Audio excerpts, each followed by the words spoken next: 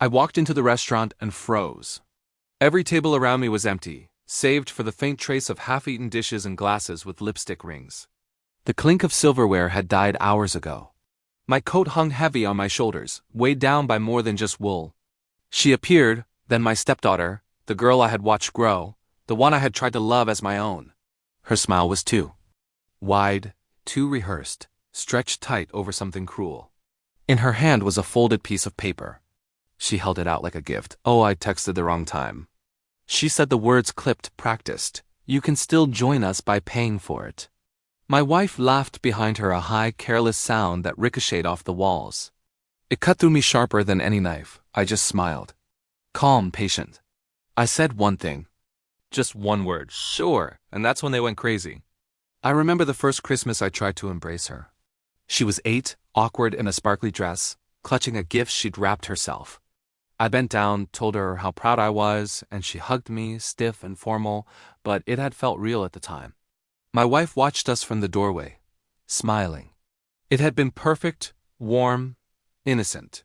Then, the small cracks appeared, the little lies, the stolen money from my wallet, the sudden silence when I asked her where she had been. At first, I brushed them off. Adolescence, growing pains, but that tightening in my chest never went away. It was subtle at first, like the taste of ash on sugar, but it lingered. By the time she invited me to Christmas dinner, I had begun to notice patterns, glances that darted too quickly, phone calls cut short when I walked in the room. The way she and my wife exchanged glances just a second too long. Something was off, and my gut told me it was more than teenage rebellion. So I watched quietly, deliberately, every movement noted, every word parsed. I became invisible in my own home, a shadow learning the contours of deceit. Text messages that disappeared too fast. Receipts that didn't add up. My wife's sudden insistence on family secrets. Small whispers when she thought I was busy. The evidence piled up. Tiny at first, a bank transaction here, a misdirected email there. But then it solidified. A photograph accidentally left open on the tablet.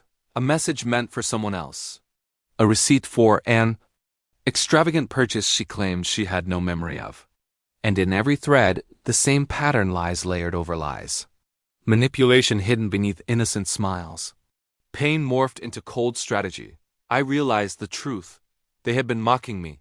My stepdaughter, my wife, they had made me a fool for years. And now at that restaurant, they expected the humiliation to continue. But I had other plans. I didn't act immediately. I didn't need to. My patience became my weapon. I began to form the plan piece by piece like a puzzle. First, the setting. I learned their favorite restaurant. I studied the staff. I knew the menu, the layout, the cameras. Every environment could be a tool.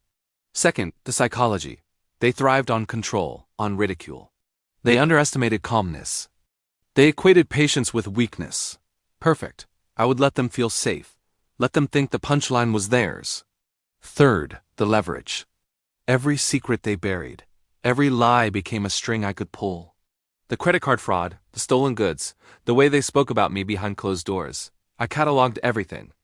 The more I dug, the more satisfying it became. Each piece of thread in the web I was weaving. And so Christmas morning, I waited. I let them bask in their assumption that they had triumphed. My stepdaughter's text had been deliberately timed. My wife's laughter had been rehearsed. They wanted the performance to humiliate me. I walked in coat heavy with expectation, and they thought they had me. I said yes to paying. I smiled, and then the first domino fell. I had arranged discreetly for the restaurant manager to check their reservations. Every single paid-in-advance table under their names had been voided hours ago. When I signed the check from my stepdaughter's table, the manager pressed a subtle button under the desk. The screens above the kitchen lit up. Every conversation, every private phone call they thought was safe, began to appear in real time. Oh, that's just the surveillance system. Why are you showing that? My stepdaughter stammered. Her eyes flicked to my face. I didn't flinch. I let the silence stretch. My hand stayed on the pen, poised, calm, calculated. Then came the whispers. The manager leaned close to my wife, showing her the real charges, the truth of every secret payment, every lie, of privilege, every betrayal they had built on my gullibility. And just like that, their control evaporated. My stepdaughter's face went pale. She tried to laugh to make it a joke, but the screen revealed everything. Her messages to friends mocking me, the payments she had made from my account, even the note she had written calling me the fool who believes in Christmas miracles.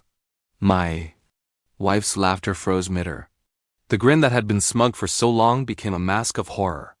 She tried to deny it, stammering, pointing fingers, but every screen, every receipt, every tiny piece of evidence I had gathered glared at her like a jury. I could feel the shift in the air, the room electric with panic. Their carefully constructed illusion collapsed in real time right in front of the few diners who hadn't left yet. And me, I was still calm, cold, silent. Every heartbeat measured, every breath controlled. I didn't need to shout or cry. I just watched the chaos bloom like fire. I finally spoke, not to defend myself, not to plead. Just a single sentence, slow and deliberate. Looks like Christmas is on me this year after all. The words landed heavier than a sledgehammer. They had tried to humiliate me with money, with a setup, with mockery. I turned it on them. Every lie, every betrayal, every attempt to diminish me now reflected back with glaring clarity. The manager whispered a confirmation of the final balance. My stepdaughter's credit card declined. My wife's phone blowing up with notifications they couldn't control. Guests watching, whispering, cameras rolling. I saw the panic in their eyes, the betrayal in their faces. I had become the conductor of their unraveling, and all I did was smile. The aftermath was almost anticlimactic in its perfection. My stepdaughter refused to look at me, her voice broken whenever she tried to speak. My wife, once so loud, so sure of her power, had been reduced to fumbling words, trying to explain the unexplainable.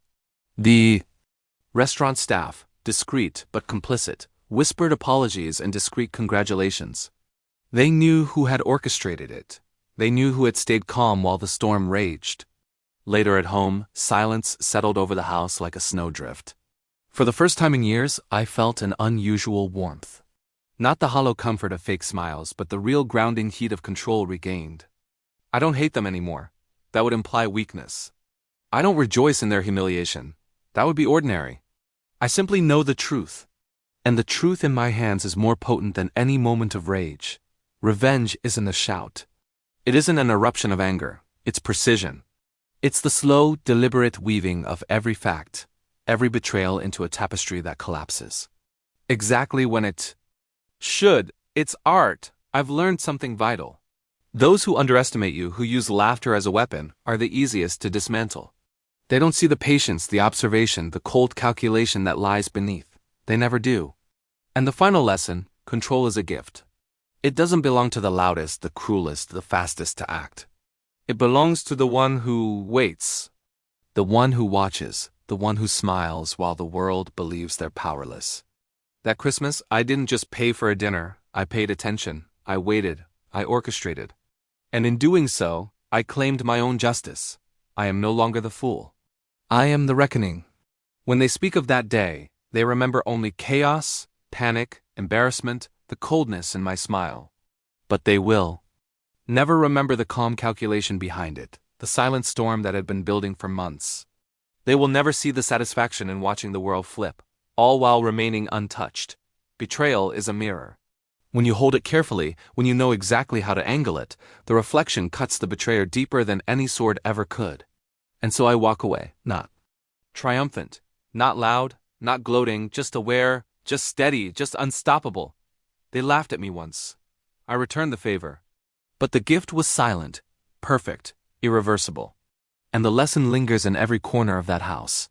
In every glance they dare to give me. Never underestimate patience, observation, and the quiet strength of someone who knows exactly how far they can go. Because some smiles are harmless, and some smiles are the calm before a storm. I smiled that day, and they will never forget.